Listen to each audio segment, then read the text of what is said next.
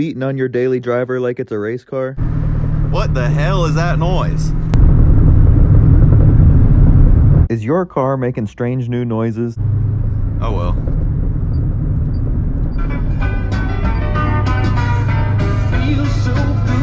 Don't just turn your radio up. You need to do a nut and bolt check. Oh yeah, we definitely got something loose. Something loose in that rear end.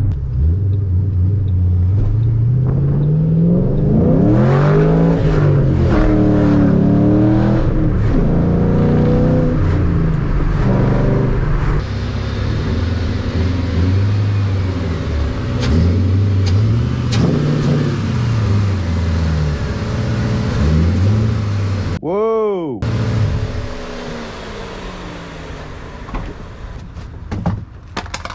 Now that we got everything nice and hot doing that intro, we're gonna have to get under this thing, and this thing is overdue for a nut and bolt check and just an overall wellness check. I don't know if you guys can hear, but there's a lot of weird noises coming from the rear end of this car and the middle end of this car and some in the front end of this car.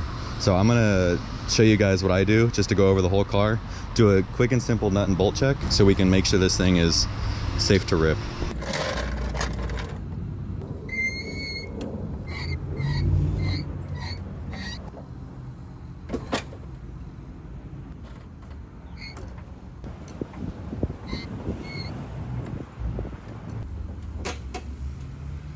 I can understand that for somebody that's never done a nut and bolt check before, it can be a little bit intimidating. You're thinking, oh, this car, it has how many hundreds of bolts, how many could be loose, how many could be tight.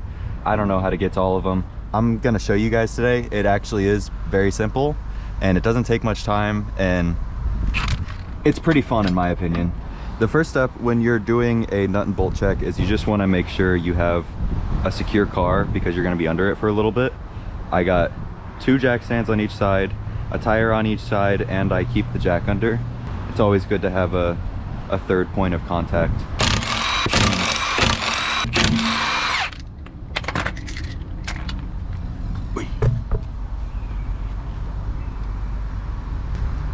Oof. It might be about almost time for brake rotors. These rotors are cut pretty deep. Thought I got rid of these guys before, and they're on the exhaust. That's gotta be hot.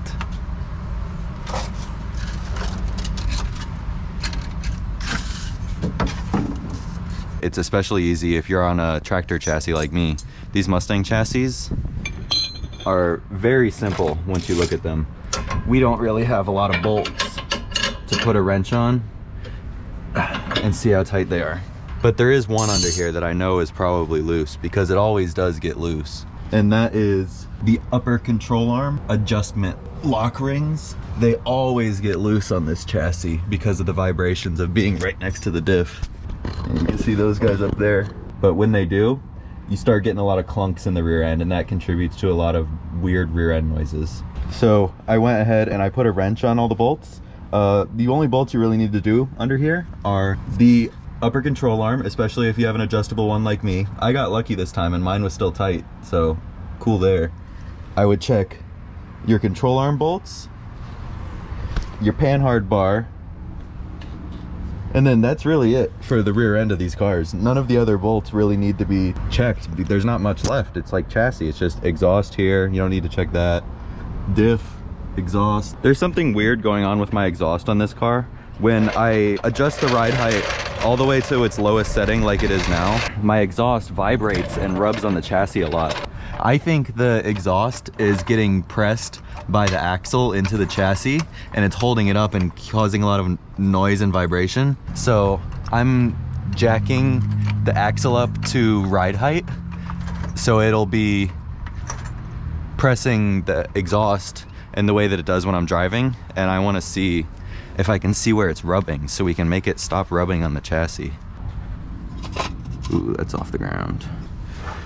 So I don't see anywhere the exhaust is rubbing on the chassis. Yeah, we have plenty of clearance still here. So something else is happening. It's definitely hitting when it bumps, but it doesn't look like it's just riding on the axle like I thought it was. Because inside the car, it sounds like it's just riding on the axle. This is about where the noise is coming from. Oh, there it is. I think I see where it's happening. It's really tight to the chassis right here. All right, that's easy enough to fix. This thing sounds like it has an exhaust leak. I'm sure the exhaust leak is right here. This whole area looks funky. Ooh, one rusty bolt loose. Nice. I'm just gonna loosen all these bolts and then realign the exhaust.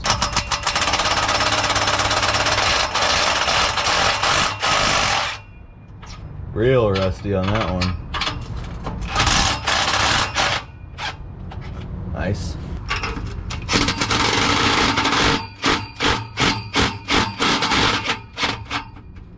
That bolt is suspiciously tight. Nice. Oh, I love the barely loose ones. Now maybe we can finagle this so it fits better. Alright, I just readjusted the full exhaust and I centered the tips. The tips were way too far into the bumper here before. They were rubbing on it, so that rubbing is fixed. And I leveled out the X pipe, so it looks way more even now. It wasn't symmetrical before, and it was rubbing on the chassis, so hopefully now we're good. Oy. Let's do a quick little startup to make sure there's no bad exhaust leaks.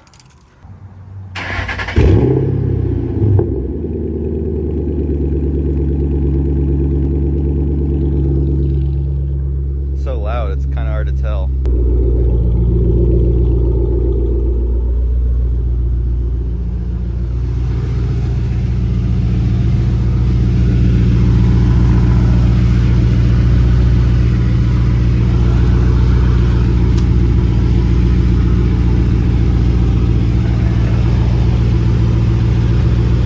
No, nothing leaking. Feels good.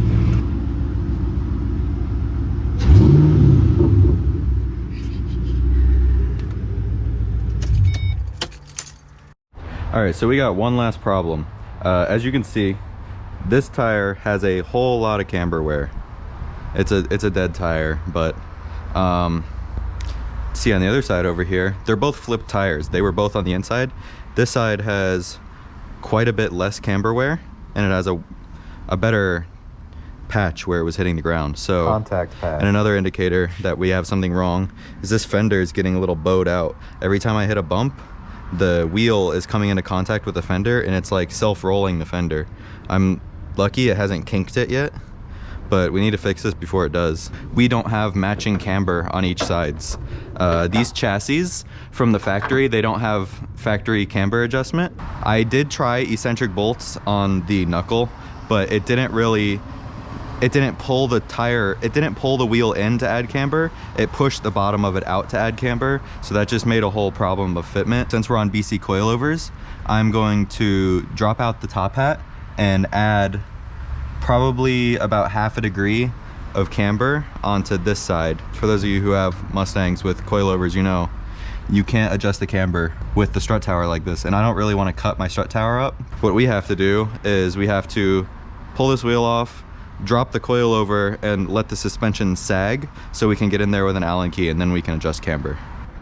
All right, now hopefully we have enough room to adjust camber without having to pull the other side, because I remember before the sway bar didn't let it sag enough, so I had to pull both sides. When I unbolt the coilover from the top hat up there, it's going to drop the suspension, and to avoid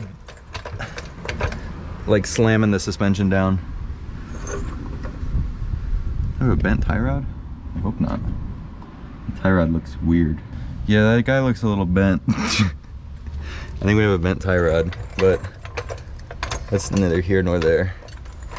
We're going to support this strut so all the weight of the suspension doesn't fall when I unbolt the coil over here.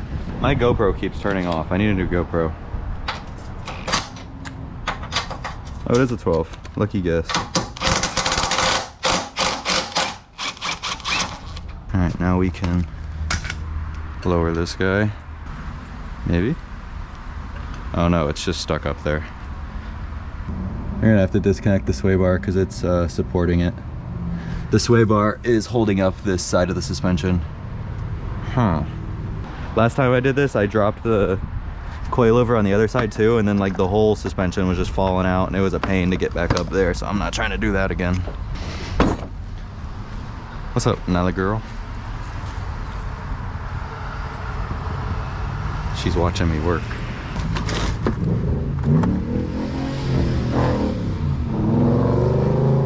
Oh, it's Luigi. It's Vin Diesel. What the hell size bolt is this? Big as hell, that's what size it is. No need for sway bar to be this.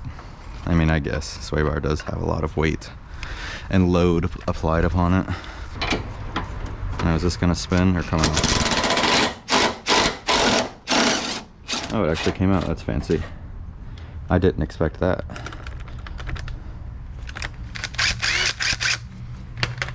Oh, it's my Stork. Storks. Hello, Storks. All right, I think I got the end link out. I had to disconnect the bottom. All right, now that we are free of our end link, we can drop this the rest of the way down.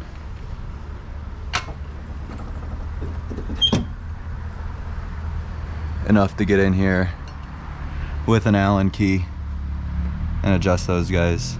All right, I'm going to slide our camber adjustment over 1 dash because I think that's about a ½ degree of adjustment, maybe 1 degree. I don't know, we're just gonna see. Tighten these camber bolts back up.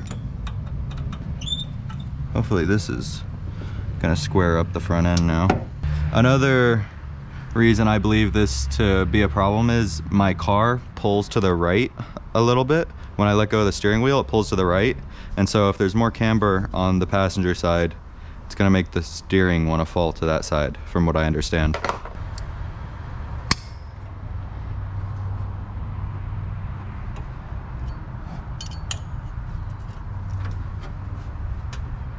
Now we can line her back up with the holes. It's like plan operation.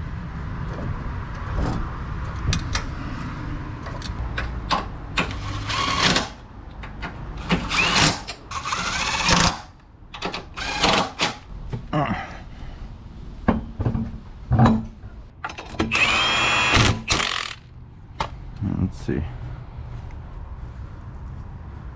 Looks like that. Let's see what the bubble level says. When in doubt, bubble level. I know it's not very accurate because it's drooped right now, but I'm looking for symmetry, not accuracy. 3.3. Ho! 4.3. 4. 4.4. 4.5. What the hell? How does this side have more? You know what, to be honest, they're within a degree of each other. That's probably good enough for me.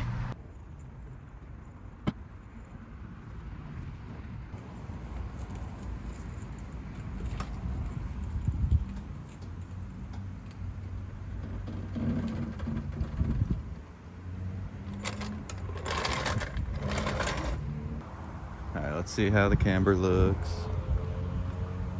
Ooh. I mean, does look a little, huh? Might have a little bit more camber on this side now. Dang it. How about we leave it though? It's hard to tell with it on the ramps.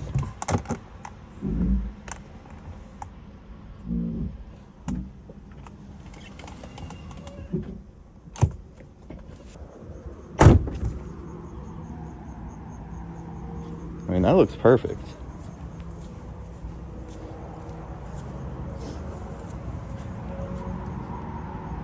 That looks about perfect too. And I think we're spot on.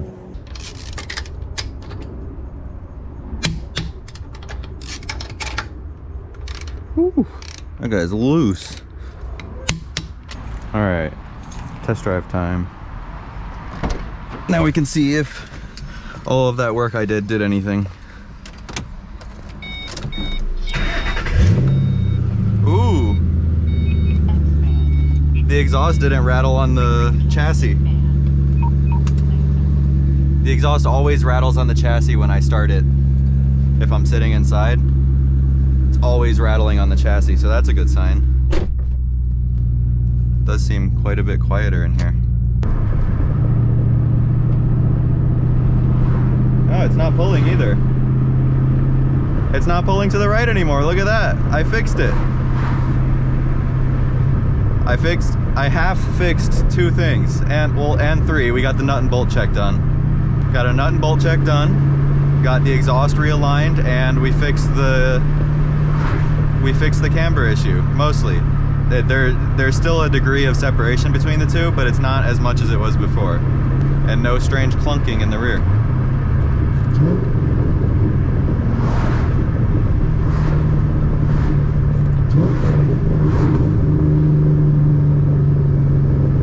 I'm not sure why there's so much discrepancy in the camber in the front. I've heard it from a few people now that have angle kits on S197s. Everyone always says they have a lot more camber on the passenger side. So I'm wondering if it's just like a subframe thing, because S14s don't have symmetrical subframes in terms of length. The passenger side is longer. And I'm wondering if this chassis may have a longer... I'm wondering if the subframe may be longer on the driver's side on these chassis too, because there's some funky stuff going on over there. Same wheels, same tires, same everything, same alignment. So if you guys have an S197 and you have dealt with this problem, let me know. Because it would be nice to get the camber completely even. But in terms of drivability right now, I couldn't let go of the steering wheel like this before. This is pretty nice. Can we turn around here? We can.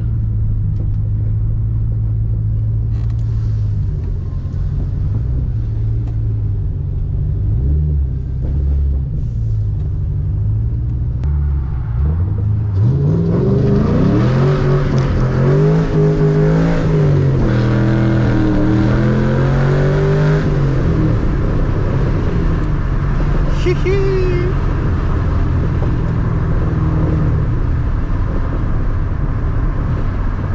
It self-steered a lot better there. It 240'd a lot better right there.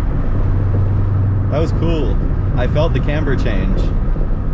As it turns out, having mismatched camber on the front end does make your car handle different. That's about it for today's video. Just got a little Mustang video for you guys. I know I haven't been posting as frequently lately because I was really consumed with the painting the 240 project. And I know you guys miss the Mustang videos, and I like making the Mustang videos, so here's a Mustang video for you guys.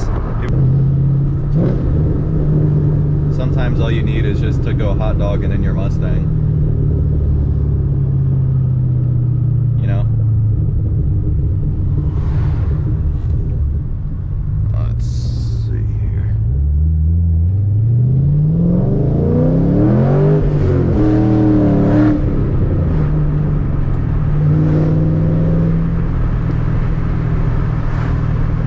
I like it when this thing spins second because it's got all that torque. All that V8 torque. Jay-Z guys don't know about it. Especially neither do SR guys. They couldn't spell torque if you gave it. They couldn't spell torque if you gave them a fork and a T.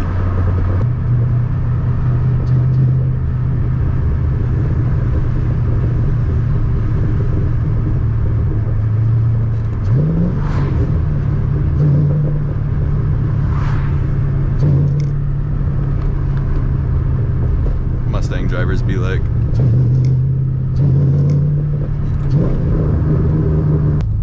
Now I have to navigate the off-roading course of my driveway. I need a spotter for this driveway.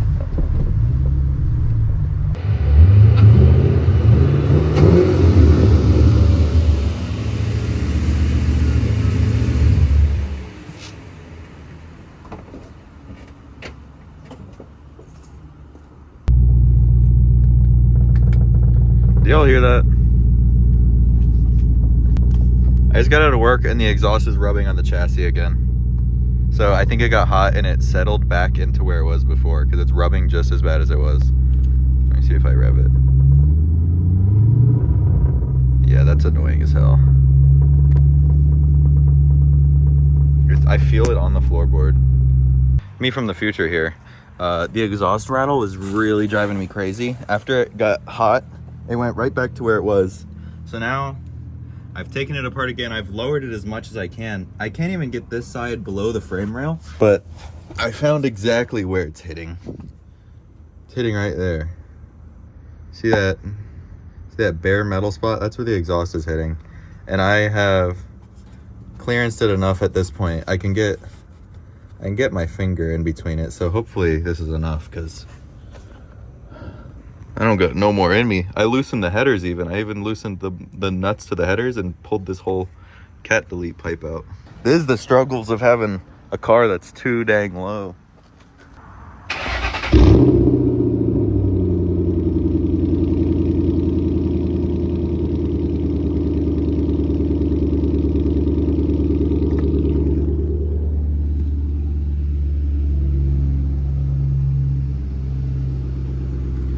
Dang it, now it definitely sounds like it has an exhaust leak.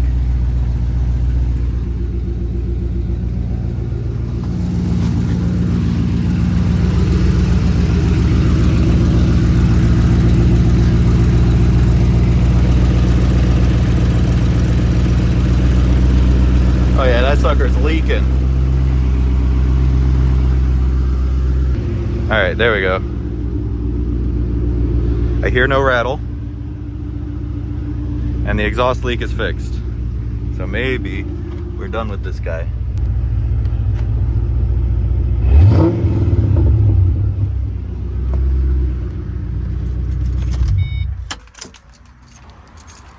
All right. This thing better sound normal when I start it up right now.